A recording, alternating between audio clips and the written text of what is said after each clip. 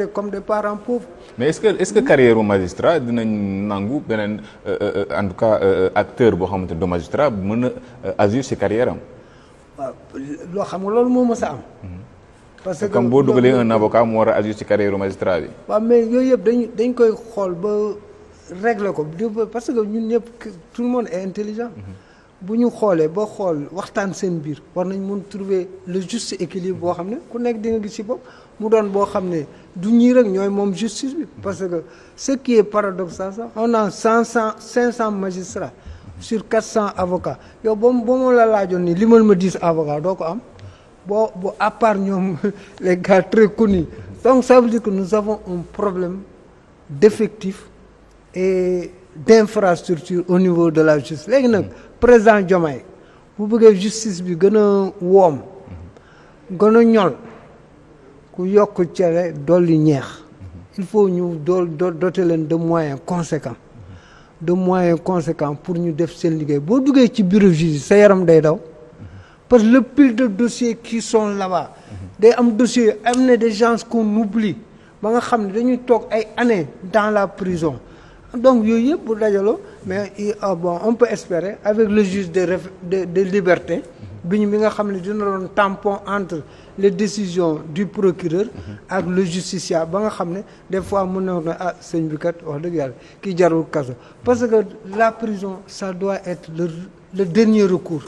malheureusement demoon nañu sunum réew ba nga xam ne la prison c'est le refuge des hommes libres da ngay gis ñi nga xam ne parce que bu njëkk ba prison bandi moo ci doon dem wala yooyu wala wëyu affaire yooyu mais xoolal année yi passé ay nit ñu baax rek ñoom lañ doon tëj par rapport parce que il y a un homme qui est là qui a son pouvoir qui en use et en abuse comme il veut malheureusement. ci wàllum nomination ba léegi mu ngi ci desee le président Bassirou Diomaye Faye def na si des centaines daanaka mercredi bi ñu génn rek am na yoo xamante ni def na si ba mu jur coow mais laataa ñu avant ñoo ñëw si lu ñeel li xew mercredi ak nomination yooyu ak polémique bi nga xamante moom moo si judd yenn nomination yoo xamante ni daanaka dafa duréwul dans le temps mën nañ ci tudd bu docteur Cheikh Dieng bi nga xamante ni daanaka à peine 2 à 3 mois la fa def am na koo xamante ni moom moo ko gën a néew temps bi mu def ndaxte dañ ko nommé jërëgul sax service ñu daal di koy dégommé muy Alassane Ba moom nga xamante ni le 5 juin lañ ko nommé woon le 7 août ñu changé ko daal di fay teg Pape Ndiamé Sène di foofu ci directeur de l'administration générale et de l'équipement du ministère des pêches des infrastructures maritimes et portuaires muy mbir yoo xamante ni nag nga koy jàngatee tâtonnement wala njuumte dans le choix dans le casting. Bon nomination am na ku ñuy wax Bassirou Diomaye Faye moom la yàlla may ci réew mi moom prérogative boobu di nommer au poste civil et militaire loolu sañ-sañam la léegi nag nomination boo koy def man jàpp naa ne war nga ko teg ci critères yu dëgër xam nga ko war a entourer waaw war nga ko ñett gis nga bu njëkk ba doon nañ def enquête de moralité très profonde yaakaar naa ba léegi bàyyeeguñ ko doon nañ def enquête de moralité très profonde man yaakaar naa ne ba léegi bàyyeeguñ ko léegi nag li ci doy waar mooy dangay gis ñu nommé ay nit taxaw ne kii diw la fii la nekkoon parce que un chef de l'État wala bu toogee ba nommé kenn wax dëgg yàlla ay nit waruñu taxaw di wax ba mu dindi ko foofu xam nga ça veut dire que cette nomination n'a pas été bien préparée et n'a pas été bien formatée ba nga xam ne dina indi parce que du doon logique dal na sax un responsable du COUD nommé nañ ko ba pare nit ñi taxaw réseaux sociaux yi mais ni ce pays ce sont les réseaux sociaux qui le gouvernent donc yooyu ay tâtonnements la c'est des errements à éviter pour un État parce que mënoo nekk nguur ba pare jël ay nit nommé leen ay xale taxaw fële yor seeni réseaux sociaux di la wax kii APR la nekkoon kii fii la nekkoon ba nga dindi ko donc te balaa boobu nag. donc il faut reculade bu amee ci parce que am na ñoo xam ne ñu ngi kaas est-ce que loolu du aveu de faiblesse yow mi am pouvoir de nommer. man loolu mooy sama problème parce que man jàpp naa ne boo nekkee chef de l'État am pouvoir de nommer koy nommer war nga jël tous les contours toutes les garanties et am ci ay informations yu claires boo ko nommé ba pare nag wax dëgg yàlla ay xale yi waruñu taxaw ci réseaux sociaux di la ko wàccaloo donc ça veut dire quelque part le casting n'a pas été bon ou bien il y a un tâtonnement donc ça veut dire que sur ce plan daal war nañu xoolaat parce que nomination c'est une chose très sérieuse et puis ñu xool aussi ba mu bañ a doon la République comme ni ko Thomas Sankara doon waxee des copains et des coquins. alors Alioune Sow dam nañu si plateau bi Aliou gannaaw bi ñu la nuyu yaa ngi fekk ñuy waxtaan ci lu ñeel wàllu nomination yi nga xamante ni le président Bassirou Diomaye Faye mi ngi koy def boobu ak léegi bi si mujj mooy li xew ci wàllu magistrature bi laata loolu am na lu xew mercredi bi ak ñoo xamante ni daanaka un mois de lañ def diggante bi ñu leen nommé bi ñu leen dégommé diggante mun si tudd Alassane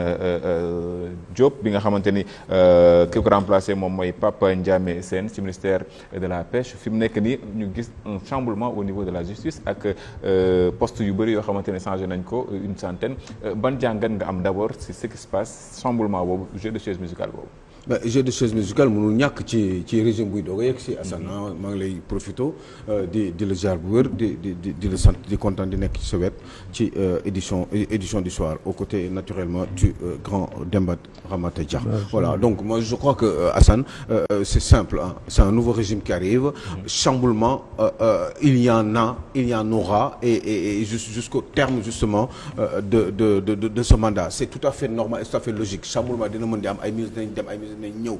remaniement dina am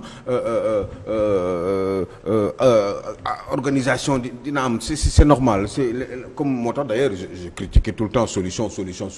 parce que il n'y a jamais de solution au sommet du pouvoir un pouvoir c'est pas quelque chose de figé mbiri day tourner di organiser di teggi parce que c'est par rapport ak li xew ci réew ak par rapport aussi li xew ci àdduna bi donc c'est tout à fait normal et logique ci wàllum justice aussi c'est pareil il faudrait forcément que mu am ay gis-gis yu bees donc gis-gis yu bees yooyu mooy favoriser justement des changements qui se font et qui se défendent voilà moo tax justice bi demee ni mu demee nii un procureur de la République on sait très bien que ni il y a un link quand même vertical entre l'exécutif et le judiciaire. Est-ce que dañu war a rester dans cette logique-là? Oui, dans la logique à ce moment-là il faudrait changer totalement les choses nga bañ fi defati un ministère de la justice qui serait justement en direct link avec le parquet lui-même qui organise la justice de ce pays-là il faut oser le dire donc loolu nag pour loolu mu mën a am il faut que ñu dindi loolu yëpp changer ko mais tant que c'est comme ça même quand vous êtes dans l'opposition vous le critiquez vous arrivez au pouvoir vous ne pourriez plus le critiquer vous allez même faire mieux vous allez exactement faire la même chose parce que mbir mi ni mu tegal justice bi ni mu tegal canevas yi nga xam ne moom la nekk canevas yooyu nga mën a liggéeyee donc forcément yow da nga war a am say nit de confiance te nit de confiance yooyu forcément il faut mu doon ñoo xam ne ñoom ngay choisir ci yaakaar des fois sax nga am confiance ci nit teg ko après finalement comme ce qui se passe ci yenn nomination yi nga am yaakaar ci nit nga teg ko après finalement nga changer ko pour x raisons sans doute à tort ou à raison sans doute parce que demul ci orientation yi nga xam ne moom nga bëgg véritablement il n'a pas compris wala vous en êtes pas parlé wala li nga ko wax defu ko c'est tout et puis bon ben comme yow yaay décidé yow yaa am facilité de décret eh ben vous le changez totalement c'est ce qui se passe ci yenn fali ñi ngay wax nii ki nga wax léegi nii ñu changer ko au niveau de Alassane Diop docteur Cheikh Dieng à l'ONAS je ne suis pas d'accord avec vous ou vous n'êtes pas d'accord avec mon ministre pour le cas de Cheikh Dieng eh ben je vous dégage léegi nag question bi kay mooy fi ñu waroon di waxtaanee toujours mooy le fond de ces décisions là qu'est-ce qui est à l'origine de cette décision là le fait que nga ne nit ki jóge fii dama la fi jëlee lan nga jàpp ni moo tax ñu ne ko parce que vous ne faites pas ce que je vous dis eh ben vous dégagez c'est évidemment léegi nag lan nga waxul ak lan nga wax quand on nomme une personne c'est pour mu def liggéey bi nga ko sant waaw tout à fait waaw liggéey bi nga sàkk il faut mu ànd ak aussi li ngeen di xeex ak li ngeen di wute ak li tax kooku ñëw nekk ci seen wet ngeen di liggéey kooku bu gisee ne àndul ak moral wala àndul ak équité wala àndul ak justice wala àndul ak benn xeetu rupture bi nga xam ne moom lañ doon xeex forcément kooku mun na bañ léegi nag kooku moo war a assumer ses responsabilités ñëw wax pour intérêt Sénégal lan moo tax ñu dàq ko comme ça ñële tontu aussi sénégalais yi xam waaye kooku tamit peut-être que du ñemee wax. pour le cas de Cheikh Dieng il l'a fait. Il l'a fait oui il l'a fait léegi sénégalais lan lañ ci xalaat. mais cas wu Cheikh Dieng kese la mais même cas wu Cheikh Dieng avant ñu koy wax sax on le savait c'est ay histoire bu marché la marché yi ñii laa koy jox du ma ko jox ñii mais man may DG ONAS eh bien je fais ce que j'assume mes responsabilités par rapport ak l'attitude xaw ma nu ñu koy waxatee l'attitude bi nga moom lañ ma may pour ma mën a organiser sama direction muy ONAS da ngeen may bàyyi ma def ko maintenant bu fekkee da ngeen ma bëgg a jox seen i xalaat wala ñan laa war a def surtout par rapport à certains marchés man du nii laa gisee neneen laa gisee il faut que mu am ay rapport de confiance boo xam ne dara am entre ñoom ci seen biir mais en même temps c'est pas étonnant puisque il s'agit d'une coalition boo xam ne Cheikh Dieng ci parti la jóge foofu ñëw ci biir coalition bu fekkoon ni peut-être que ça aurait été un monsieur du Pastef boo xam ne moom moo nekk au niveau de l'ONAS c'est sûr que certainement même bu fekkee ni il n'est pas d'accord il pourrait ne pas agir à l'instar de Cheikh Dieng mais peut-être que Cheikh Dieng dafa am benn façon gisee moo tax coalition yi am wóorul parce que vous n'êtes jamais sûr Assane que vous vous entendez surtout da ngeen ko defoon rek parce que il fallait dégager l'autre et que vous arriviez au pouvoir maintenant que vous y êtes il faut bien que vous le partagiez le pouvoir et que ku nekk jël ci sa pàcc mais ci pàcc yooyu daf ñu war a nekk en symbiose pour que ensemble ñu mën a liggéey normalement par rapport à une idée de principe boo xam ne moom ngeen doxaloon jiitaloon ko surtout idée de principe boobu li ko jiitaloon du lenn lu dul la rupture maintenant peut-être que Cheikh Dieng n'a pas vu cette rupture-là peut-être que aussi ñële tamit gisuñu Cheikh Dieng am na dégg-dégg pour xam ñoom ban façon rupture parce que peut-être dégg-dégg Cheikh Dieng moo baaxul ci ñoom donc ils se sont dit bon bah Cheikh Dieng n'y comprend rien on a parlé de rupture mais cette rupture-là dafa am dégg-dégg comme yow Cheikh mënoo dégg ak ñun amuloo dégg Cheikh il va falloir que vous disparaissiez. Alors Mademba Ramata Dia sur cette histoire de